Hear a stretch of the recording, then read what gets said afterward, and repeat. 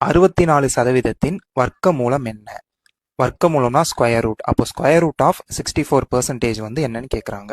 First step வந்து பெர்சன்டேஜ்னா அதுக்கு என்ன மீனிங்னா 1/100 அர்த்தமா, அதை தான் நீங்கள் வந்து எடுக்கணும். அப்போ இங்கே 64% இருக்கு, இதை வந்து நீங்கள் 64/100 எடுக்கலாம், ஏன்னா பெர்சன்டேஜ்னா 1/100.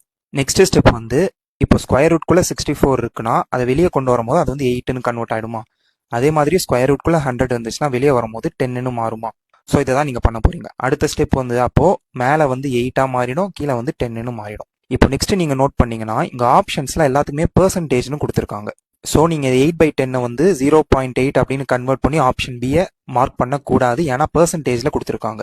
அப்போ இங்க நோட் பண்ணீங்கன்னா பின்னம் கூட நீங்க 100 மல்டிபிள் பண்ணும்போது அது வந்து சதவீதத்துக்கு கன்வெர்ட் ஆயிடும். ஸோ இந்த இடத்துல 8/10 அப்படின்றது வந்து பின்னமா, அப்போ 8/10 கூட நீங்க 100 மல்டிபிள் பண்ணும்போது அது வந்து சதவீதத்துக்கு கன்வெர்ட் ஆயிடும். இப்போ இந்த 0 கேன்சல் பண்ணிடலாம். ஸோ நமக்கு 8 × 10 வந்து 80% கிடைக்கும். ஸோ நம்மளோட ஆன்சர் வந்து ஆப்ஷன் டி.